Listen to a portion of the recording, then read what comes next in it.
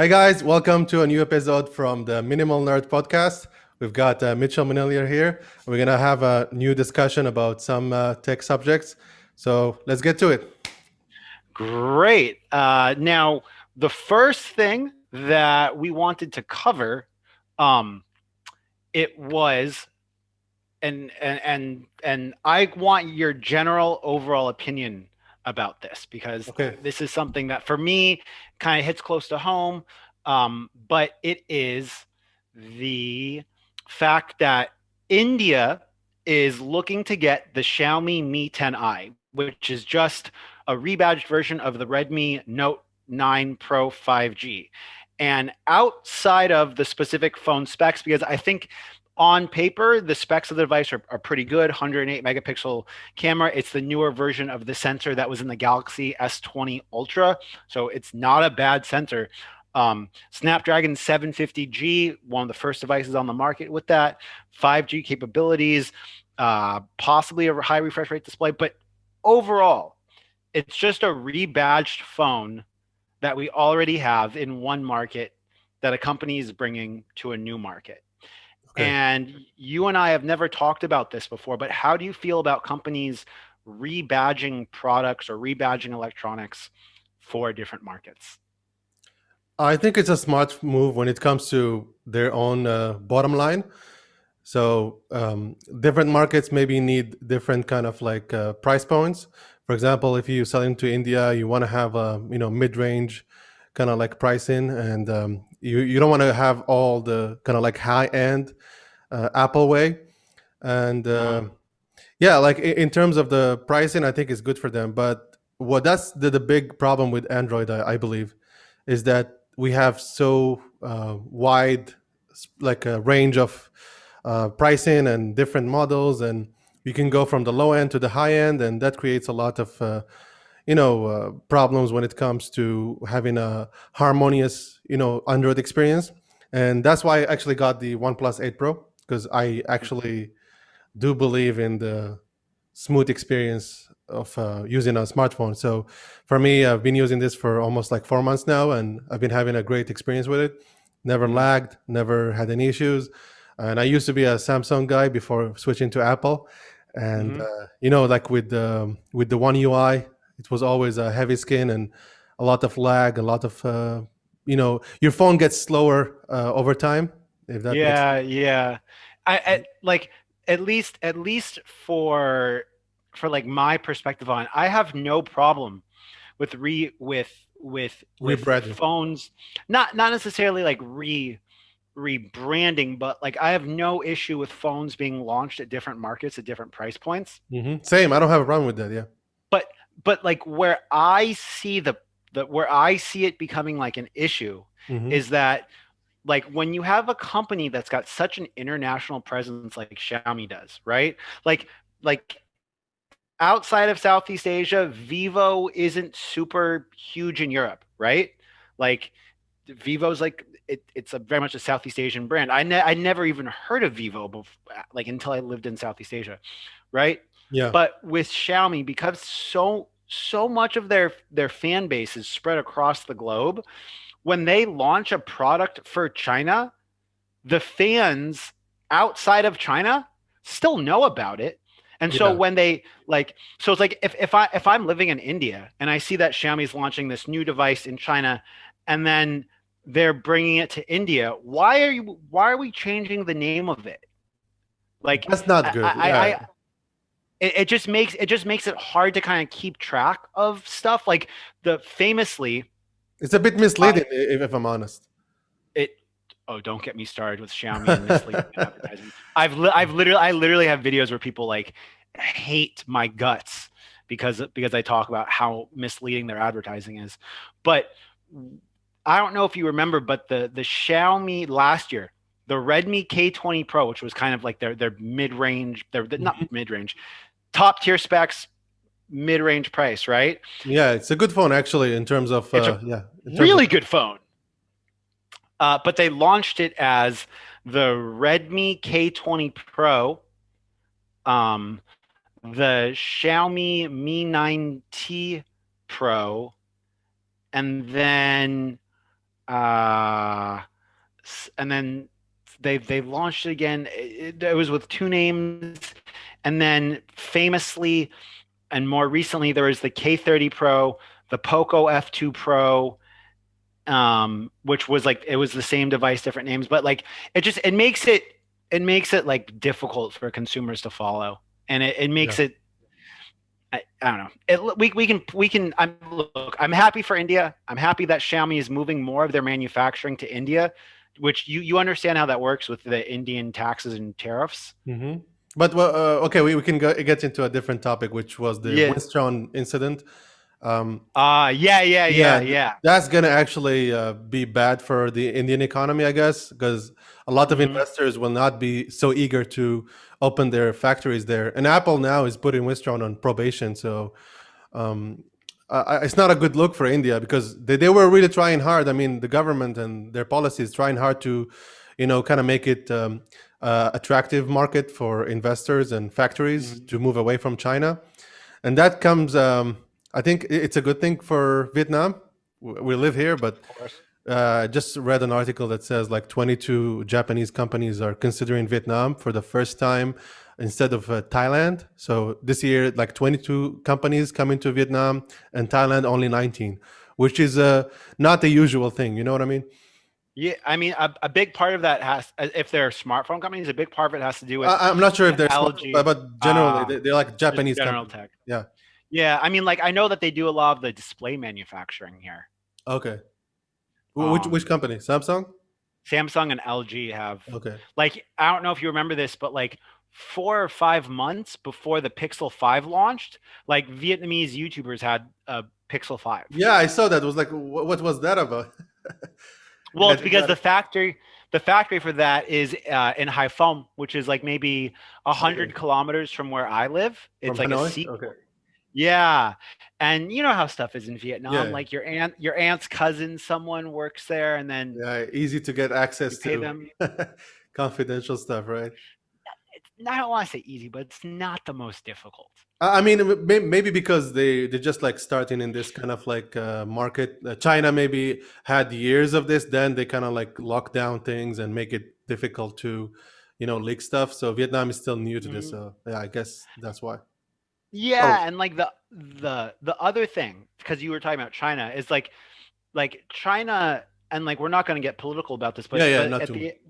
at the end of the day, China's a communist socialist country, and the government is in charge of all of the news outlets.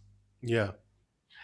India is significantly much less like that compared to China. And I know that there was who's the company that makes iPhones in China? It's like a big, Foxconn. there was the Foxconn people jumping out, they put nets, Yeah, they right? And put like, the nets and the ledges to prevent that. right. And like, I'm sure the Chinese government didn't want that to come out, Hmm. right? Yeah. And I'm sure been a bunch of other stuff that's happened. And like, I think that in India, we're just going to hear a lot more of like the bad stuff that comes along with manufacturing. Okay. Yeah, But I think it's. I mean, that's why we get this pricing for smartphones, and mhm. that's the kind of like dark side of the smartphone industry. There's there's Yeah. the bright side is what we get as consumers and the exciting thing about tech, but the dark side is in the factories and the abuse of like the workers and all this kind of like we really hard working experience. Like we don't want to get too much into the politics of it, But but I mean, it look, is what it is, right? at the end of the day, there was some child in Africa that pulled the lithium or the whatever it was out of the ground from my phone, right? We all have blood on our hands. Next Yeah, subject. Like yeah. Let's move on. Yeah, that's the way it is. it is. Um, okay, next up on the list is I want to talk to you a little bit about your week with the MacBook Air Hmm. M1, Which I'm um, actually using now to record this video. and what that possibly means for Microsoft moving into the future. We have another subject that we're going to roll into after that, but Hmm. first let's talk about your user experience with the MacBook Pro M1. Okay, so I had this MacBook Air M1, so it's the base model with eight Mhm. gigabyte of RAM, 256 gigabyte of storage SSD, and I've been using it for almost like 4 days now. Let's say five. Um, the overall experience, my impressions are very positive. So it's super fast when it counts. The only issue that I kind of encountered were like with some apps that are not optimized for the M1 chip. So you get this. Are you familiar with the Rosetta 2, which is the translation Yeah, it's platform? it's the emulation. Yeah. Yeah, emulation translate. It's actually both translation and emulation. So when you install the app, Rosetta 2 kind of tells you, hey, they're gonna translate the installation files. So in that way, yeah, it's in install and also in emulation. So they have two kind of two ways to like deal with this.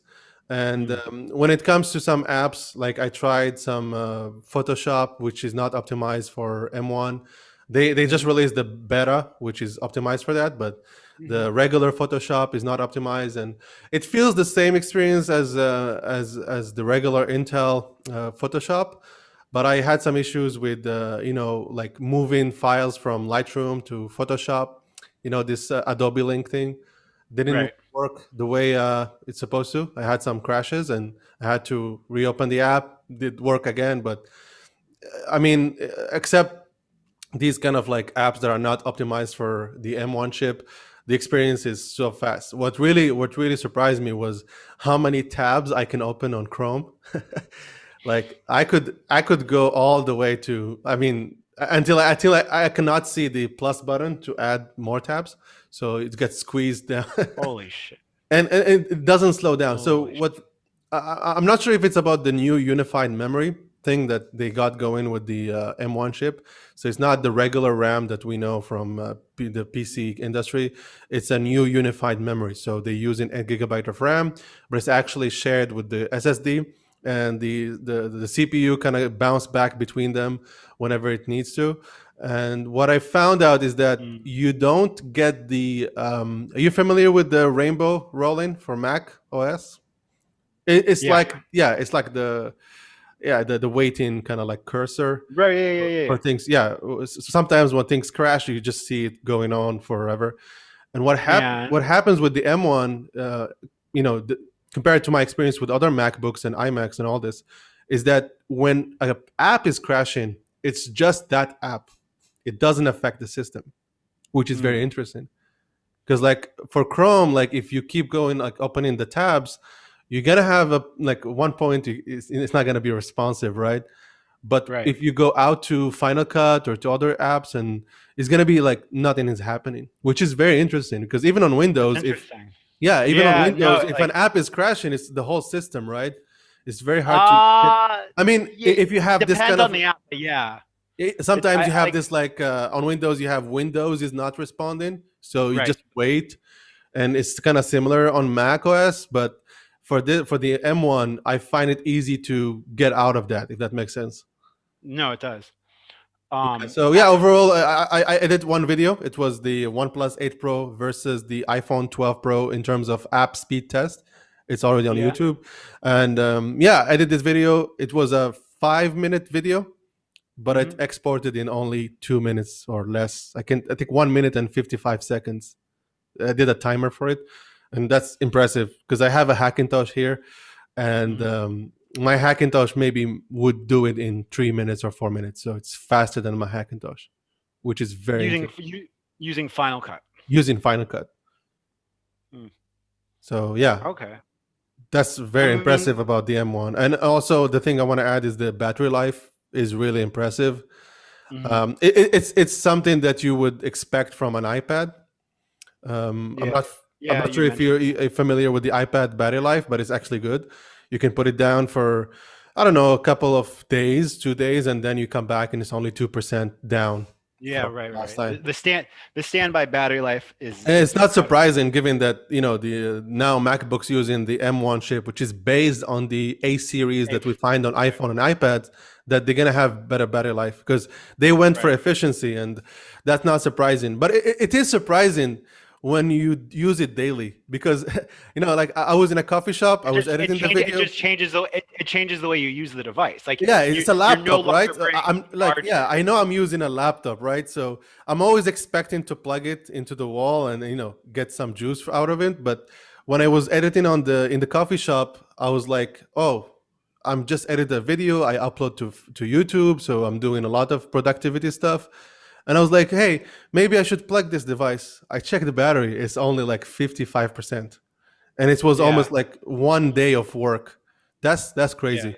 So editing, doing Photoshop, and I mean, yeah, Mhm. in terms of that, it's changed my whole experience or perspective about how to use a laptop, I guess. And what do we think this means for Microsoft? Because there's like been Hmm. rumors that Microsoft is going to start working on their own ARM-based chips, and that has implications also for Intel because Intel, I guess, sold off their ARM division, right? Hmm. Um, but like it now we're looking that Microsoft could start developing ARM chips of their own. Yeah, I when I mean, saw like, that, I was it's interesting to see since the Surface Pro X, right? That's the name, Surface Pro X. yeah, Yeah, it was really a big failure for Microsoft, and the reason huge being is, failure. yeah, like the reason being is that they just released it's really a good device in terms of the hardware, the design, and everything, but the software was not ready, and you cannot even run like Adobe apps.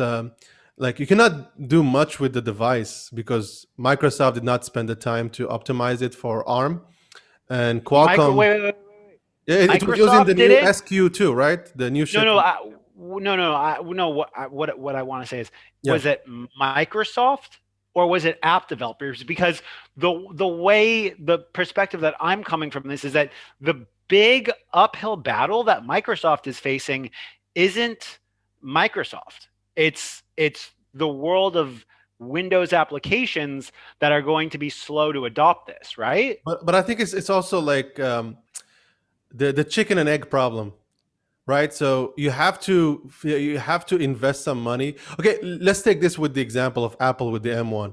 So with the M1 is so far a successful launch because Apple spent some time to incentivize the developers to develop for it, but at the same time they put a lot of effort into optimizing their own apps. And even Edge on Surface Pro X was not well optimized. So even Microsoft did not do the work it needs to be done to optimize their own app. So how would you expect developers to do that for you?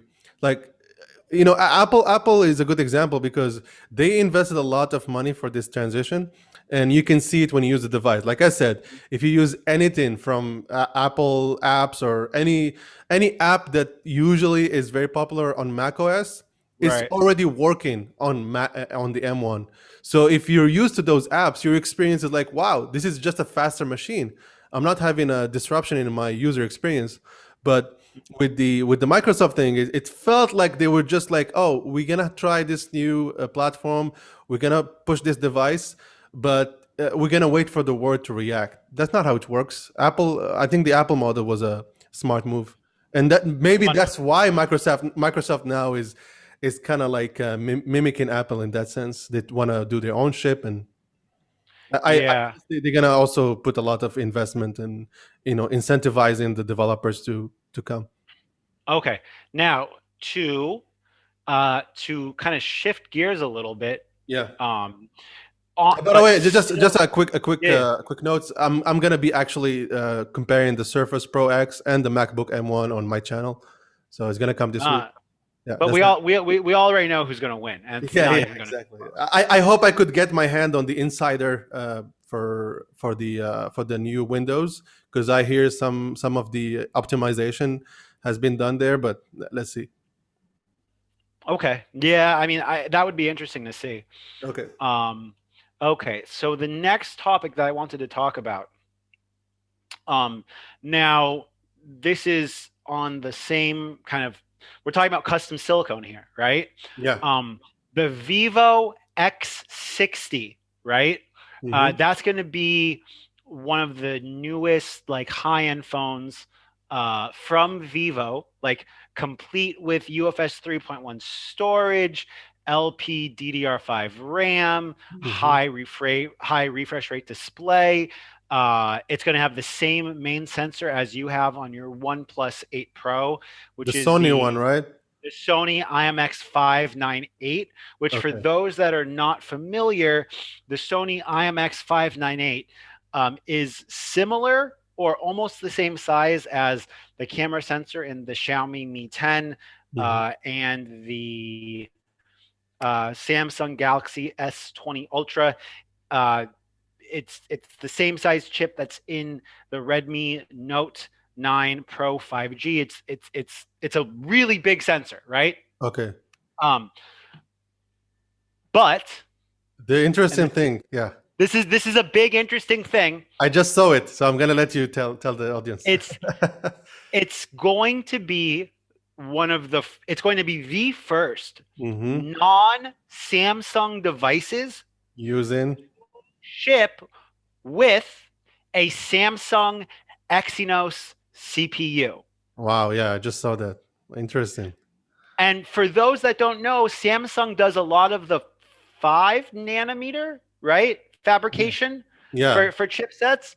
Um, and so it's been this weird thing that Samsung hasn't uh it's been this weird thing that like Samsung hasn't caught up in regards to like chip speed and stuff like that or chip efficiency, To even though Qualcomm. right, even though they're like the forefront of the actual manufacturing of these smaller and smaller nanometer chipsets. Hmm. And on top of that, the Exynos 1080 chipset isn't even going to be the flagship chipset Hmm. from Samsung. Like What was the flagship? Is it on it's going to be the new Galaxy? it's going to be like yeah, like the 21 series or something like that. Okay. Um and like do you think that in 2021 like Apple like kicked everyone's ass last month with the M1 chip. And Yes. now it feels like because of the US trade embargoes with Huawei, because of the breakthroughs that we've had from AMD, it seems like we're going to have a bunch more companies entering the CPU manufacturing like race. Yeah, I see this as the biggest war when it comes to CPUs in a long time. Because now, I mean, Intel and AMD have been fighting it off like for a while, but Mhm. Intel was the dominant player for many years, maybe like 10 or 12 years, Right. and AMD, as everybody knows, is coming back very strong now. It's the leader of performance when it comes to CPUs on PC. But here's the interesting thing. Now, ARM just got bought by Nvidia, Mhm. which makes GPUs, right? Nvidia is Mhm. famous for their GPUs. So now they have an entry for the CPU market with ARM. Apple has their M1 chips. So they already moved from Intel. They're gonna focus on their M1, M1X, M1, M2, whatever is gonna come in the future. So Mhm. that's there.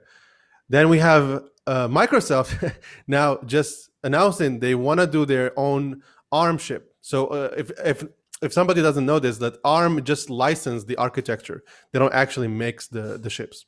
So Right. just They engineer it. They don't the engineer, yeah. manufacture. So when we say like Microsoft is going to use ARM, they're not going to actually use the ARM like chipset. They don't make chipset. They can use the licensing, and then they're going to make their own chipset. So and now we have, like you said, we have Qualcomm trying to also enter this space. I'm not sure if the deal with Microsoft is with Qualcomm or their own actual chip. Do you have any idea about that? I mean, you know that I'm not sure, but you Okay. know that Nvidia has produced chipsets before. Did you know that? Yeah, for the Tegra ones, right? Yeah, yeah, the Yeah, Tegra the Tegra T1s. one, And but those were more for the mobile, console gaming stuff. yeah, but do you remember how good the Tegra 1 chipset was? Yeah, it was really good. Like on the It was tablet. so yeah, it was like the Yeah, fastest shit that we had for like a exactly. long period of time. I don't know why they stopped doing that. Maybe because of the sales and stuff. But Yeah, it was a good it was a good way to experience Android on a tablet for and some time. and for and they also had the Tegra T1 in the Nvidia Shield Yeah, in gaming the box. Shield, yeah, the Shield one. They also have it in the they have the Tegra one in the Switch from Nintendo. It, really? Yeah, Oh, I didn't know that that was powered by the Tegra T1. yeah. Let me double check. Oh, Yeah, Switch. Which one? I think it's oh, the number two, right? Switch Tegra. that's interesting. That's really, I mean, at least, like, Mhm. I mean, look, Samsung is gonna, it's rumored that Samsung is gonna be implementing their Exynos chipsets in more of their devices. One. Okay. Two, the early benchmarks for the Exynos processors put them ahead of the 865 and potentially even the 888. I don't think the 20 series chipset has been benchmarked yet, but the 10 series, which is their mid range chipset, benchmarked higher than the Snapdragon 865 on some benchmarks. So we have Qualcomm. Now we have Samsung, right? Yeah, Uh, we have Nvidia possibly looking to bring something else to the market, right? yeah. With their ownership of ARM, uh, and then uh, And by the way, Samsung is oh, and the also Kirin, yeah, Samsung is with AMD when it comes to GPUs. AMD will be the yeah, one yeah. giving them the GPU architecture, which is interesting because AMD is now also like competing with Nvidia in the PC market. I Well, have an AMD GPU and I'm very happy with it, to be honest. well, dude, the craziest thing about the new AMD GPUs is that apparently there is some kind of link. So if you have a system that you built and you have an AMD GPU and you have an AMD CPU, The there's Ryzen, yeah. some kind of crossover between the two of them.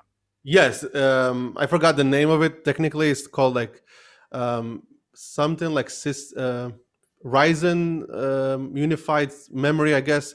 But yeah, basically, it makes the CPU and the GPU talk to each other in a faster way, which increase the Mhm. performance of gaming to up to 5-10%, which is a Okay, it's a good. so yeah, just really quick to just to wrap up on the talking about the CPU wars. Um, the reason like the AMD CPU talking to AMD GPU thing that you just talked about, Mhm. that's kind of one of the things that I'm holding off on Okay, because I know that Nvidia still has the lead with video editing because of their CUDA cores yeah, and because of and also the in hardware GPU market. acceleration. Yeah, with their software Hmm. optimization, with of course because of CUDA. So if you're using any kind of like Right. GPU software like Cinema 4D or 3DX, I actually experiment with one of those.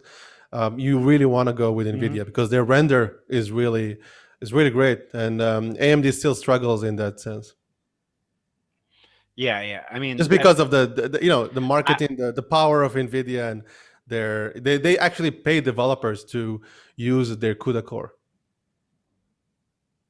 yeah, yeah, yeah. I mean, like I remember when I got my laptop and they had just updated Adobe Premiere to use the hardware acceleration like The 4 years ago. NVLink, the It was NV. incredible. Yeah, what was the name of the codec? The NV, I don't remember. the NVIDIA codec. It was a while ago. Okay. It's yeah. Yeah, Okay. Next thing up on this list is and that we're going to close on is yeah. the Xiaomi Mi 11 is set to be the first Snapdragon 888 device available on the market. Wow. Now, as a non Xiaomi fan, I would call myself a Xiaomi fan. I would just call you a tech fan, right? Mhm. Like I think that's fair to say. Yeah. Um, What do I think about? is Yeah. I don't well I do you think that being the first to the market with the new chipset's important? No, not really. Apple is a good example for that.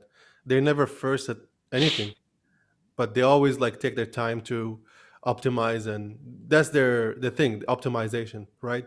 They want it to be good for the Mm. masses, and I think being the first sometimes is good for the headlines, right? But in terms of optimizing the software, I don't know. You have to tell me about your experience with the MIUI, right? So, what do you think Hmm. about Xiaomi and their software? Are they on top of it? Are they struggling with the user experience? I mean, do you feel that? Yeah, I think you can better maybe talk about this, because like if they are the So first with the Snapdragon 888, are they going to be able to pull off a good user experience, or their track record doesn't really give you hope for that? I'll be completely honest with you, which is Yeah. like maybe like this is, and like I talk about this, people hate on me for it, but like that we're here to talk about how we feel about tech products, right? Like not Yeah, to make people it's happy. your user experience, right? Um, it's wildly inconsistent. Like stock MIUI, the global variants of it, like my friends here in Hanoi that have the global MIUI, because there's actually three variations of it. Okay. There's Chinese. there's a version of, and this is part of what makes it like not the greatest. Mm-hmm. There's a specific version for the European market, so to comply with European regulations. There's a Chinese version of their software, and then there's a normal global version of their software. Okay. Um, and the normal global version of their software has been like pretty good. Like my friend here just got the Xiaomi Mi 10T. I used it for an afternoon. I set it up for him. I did a video about that. Super fast, super fluid, felt great, right? Yeah. Another friend of mine got the Mi, the Redmi Note 9 Pro, Snapdragon 730 something processor, right? 8 gigabytes of RAM. Okay. Mm-hmm. Not a super high end phone. In Vietnam, retails under 300 bucks, like 270 bucks, right? That device felt really, really good. Mm-hmm. My Xiaomi Mi 10 with the Chinese stock ROM when I got it was eh, right? Yeah. Like, and other people in my comments on my YouTube channel are like, yeah, Yeah. like my version of My MIUI is Yeah, my experience with Xiaomi phones was actually from a friend's device. So he had the 8 SE. I don't know if you're familiar with that. yeah, that it Yeah. had a really nice ceramic back. Yeah, it's actually very popular in Vietnam. You can Hmm. find it everywhere. But anyways, the thing, like I was trying to help him set up Google Voice, a Google Assistant, and oh my Was it was it god, the, was it the Chinese version or was it yes, with the Me AI, that's what you they call it. can't. No, You no, you can't. can't. I You tried. Like can't. I was like I always like try to do the routing stuff. I'm a big fan of like customizing my Android device and routing and all this. Mhm. I never routed, by the way, my OnePlus 8 Pro, but that's what I used to do with the Galaxy Notes that I had. Uh-huh. So yeah, I find it very fun to do that, like to root and install a custom ROM and all this. I tried my best, like for almost like 2 hours to put the Google Assistant. And here's what You can't. happens. I almost succeeded. So we had Google Assistant. It was working for the first few commands, and then after he like went back to the home screen, the Me AI came back and forced itself as the default AI, which is kind of like, wait a second, why? I already disabled the Me AI, but it's trying to force back to itself to my home screen. I was like, okay, I'm done with this, and I told my friend, sorry, I can't So help you. he was so he so was can really I so disappointed because he really liked using the Google Assistant on my OnePlus 8 Pro, so he was expecting the same experience, and I couldn't help him. right. So let me there's like two sides to this, right? Okay, Um, just, on just to once clarify, sorry, before I let you go, just to clarify. I think the version he has, and to clarify to the people listening, the version he had what was the Chinese version, right? So, I'm going. I Because the Me AI was in Chinese, and we couldn't change the language. this okay. Just to be clear, So okay, and let you go. this is like the bane of my existence. Okay. Okay. Um. So so so so Xiaomi comes out with Phone X. Let's call this Phone X, right? Uh, and Phone X has a Snapdragon 865, best processor, has LPDDR5 RAM, fastest RAM, UFS 3.1 storage, fastest storage, right? They introduce it in China. Let's say Chinese price point is $400. Okay. Then it's the same thing we talked about earlier about the Redmi Note 9 Pro 5G coming to India. Yeah. Then Xiaomi takes the same exact phone, okay, identical phone. Then 3 or 4 months later, they give it the international release. Okay. Okay. And the international price, same phone as the China one, international price will be $495, right? Mm-hmm. As we discussed, one of the big issues with their marketing is that people all around the world become Xiaomi fans. And when the device is launched in China, they see that price point. So let's say, for instance, I live in Spain, where Xiaomi has a pretty good size market share. I'm a Xiaomi fan living in Spain. I see that Xiaomi launches Phone X in China, $400 price point, right? I know I can go on AliExpress with shipping and customs. I can get Phone X $450 today. Or I have to wait 3 months and pay $500 for the same exact device to come to my market. Yeah, that's not good. I'm a Xiaomi fan. Yeah. I want to be the first person to get the device. I like their technology. So I order the Chinese version, right? Yeah. I get the Chinese version. Now my Google Assistant doesn't work. Now I have all of these Chinese bloatware apps. Now my keyboard goes back to the fucking Chinese keyboard every time I restart the phone. Wow. I did not even know that that's a problem. Like like Crazy. like that problem times like 50, Wow. right? And and if you're on the stock Chinese firmware, the Google Assistant will never work the way it would if you're on the global firmware, because that's like at an operating system level for permissions and stuff like that. Yeah. Um, and so like, Just to give you like a quick thing that happened to me, like I mhm, was hesitant about getting the OnePlus 8 Pro because I was looking at the Mi 10 Pro and no, sorry, the yeah, Mi 10 Ultra. What was the one, the one with the, Mi 10 Ultra, yeah, Mi 10 Ultra, right? The one with 120 everything, 120 hertz, 120 yeah, yeah, watt for camera charging, 120, right? 120 zoom, whatever. Anyway, so I was like, yeah, maybe I get that or get the OnePlus 8 Pro. And after doing my research, I just realized that going with Xiaomi, I might face some of these problems that you talk about. And OnePlus was kind of like on the other spectrum. I mean, that's what they used to represent, right? Minimal UI, very fast, experience, and sticking to almost stock Android. And that was the, just to go back to what you were saying, that reason that Xiaomi was putting the bloatware and having many different versions, and you never like know which version you're gonna get, Chinese or whatever. If especially if you order online, I was like, hey, I'm just gonna go with the OnePlus. At least I know that they have a stock experience or like one experience. Like if you get a OnePlus device in Vietnam, is the It's the same same one, experience. same as in the US, in Australia. Well, But sort of, but not really, because in Vietnam you can buy the OnePlus 8 Pro with Hydrogen OS.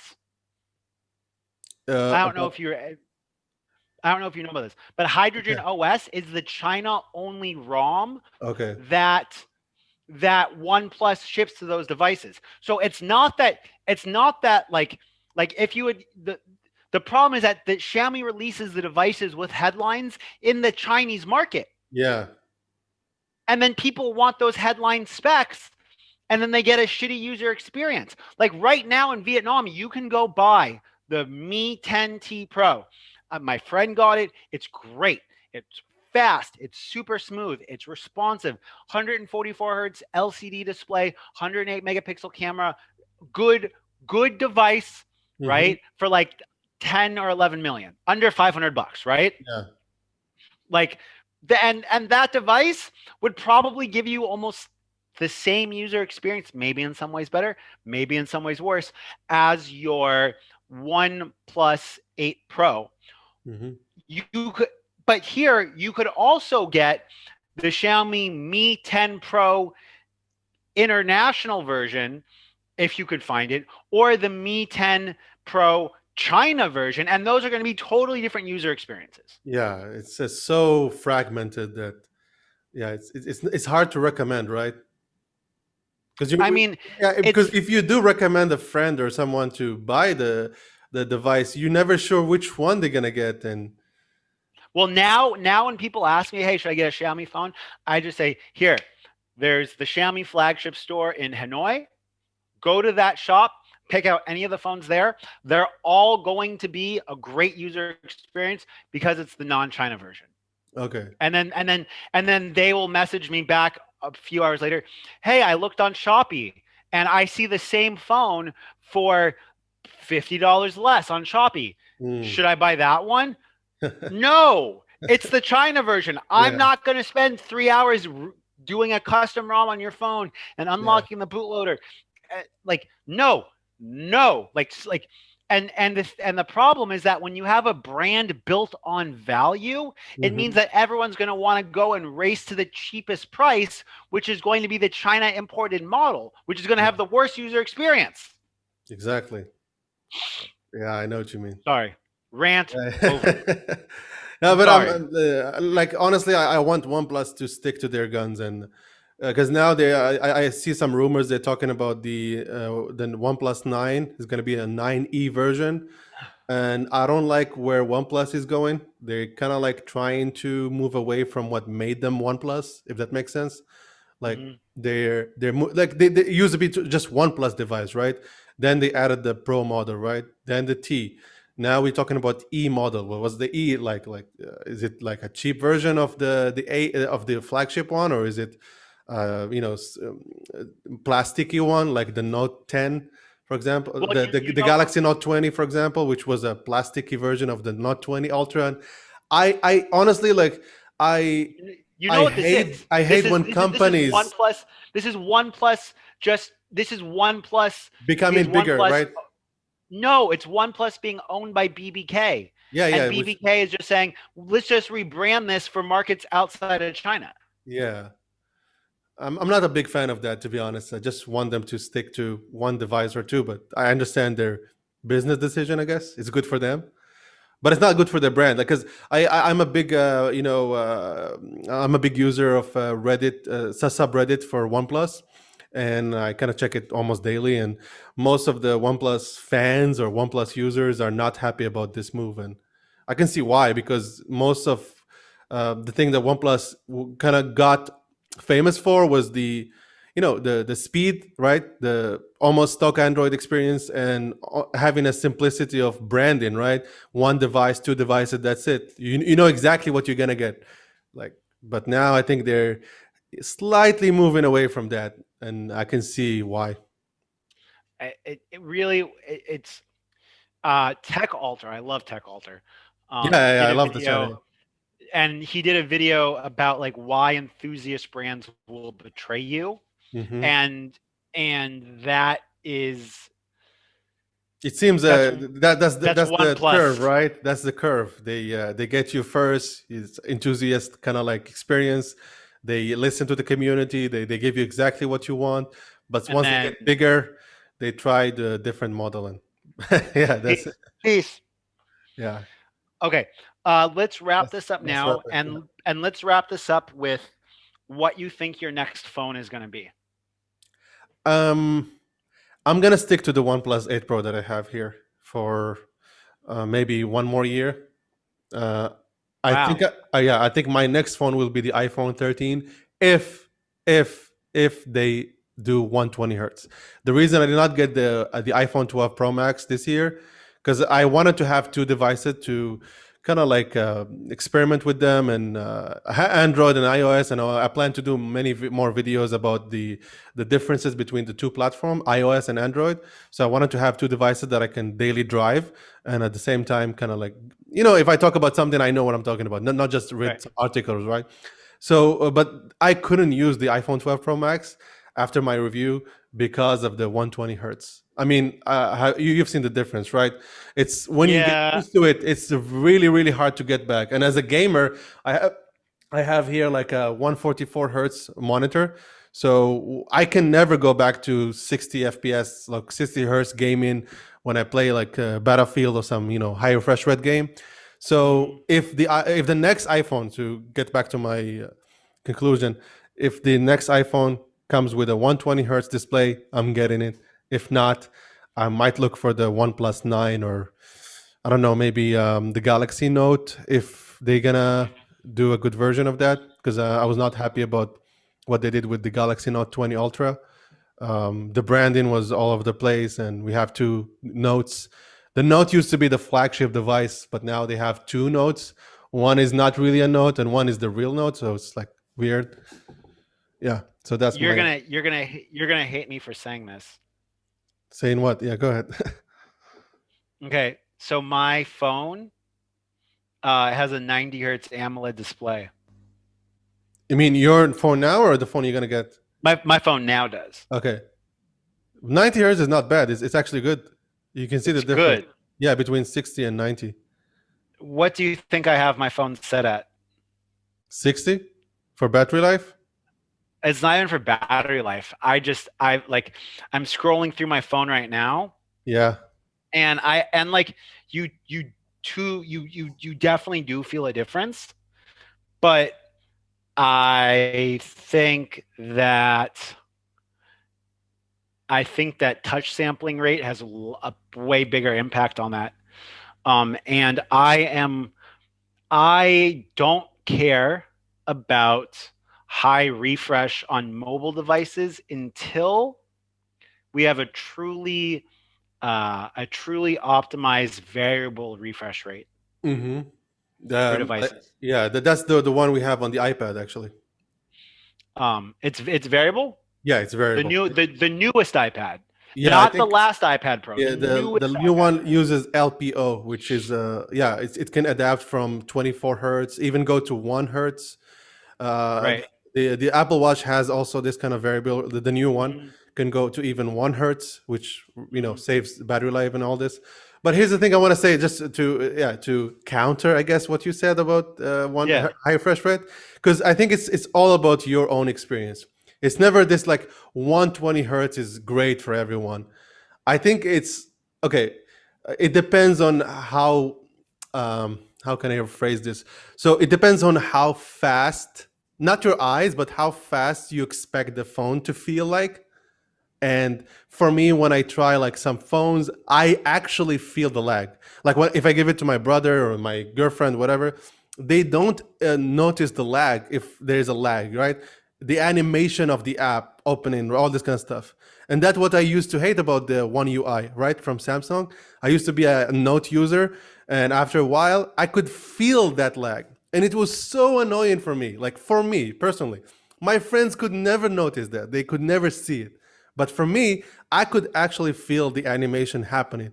I don't know if is it because I'm a designer. I did some animation. I'm into 3D graphics, into gaming. I think all of this kind of affect your brain in the perception of what is fast and smooth. And I think for me personally, 120 hertz is the way to go, and I can feel 60 hertz almost like a slow motion movie or whatever. But I Yeah, yeah. understand. I completely agree with you. I understand if you don't feel the difference, then you don't need No, no, one. I feel the difference. No, no, like the thing is that I feel the difference, right? Okay. Like like I'm not one of these people that's like I don't Yeah, feel some it. No, people no, say, yeah, I cannot see any difference. That's kind of like, okay, what are you bullshit. talking about? Yeah. Look, look. Anyways, This is what it comes down to for me. I have a hierarchy of things that I care about, right? priority is right for the user Right. experience. Yeah. right now on Xiaomi EU on the ROM I'm running, okay, my phone has 8 gigabytes of RAM and I'm only using 3.1 gigabytes, and I almost never close out background apps, Mm-hmm. right? So for me, there's so many more optimizations that need to come and are more important than than the 120, like RAM management, right? Mm-hmm. Huge, right? Like that's one thing that Apple is really ahead on. And Yeah. part of that has to do with their eMMC storage, MMC like that, stores. Yeah. like RAM management, animation speeds, right? Xiaomi has this dumb thing where it's not dumb because it looks really nice, but like Xiaomi can force their global animation so that when you hit an icon, the application opens up out of the icon. It looks Mm-hmm. cool, right? But they Mm-hmm. can do this thing where they force that animation on third-party apps.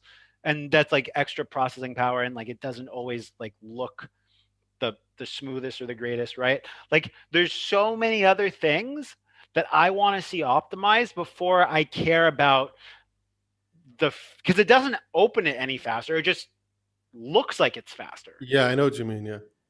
But Like maybe that's because I'm using a OnePlus device. Honestly, like I tried the Galaxy Note 20 Ultra.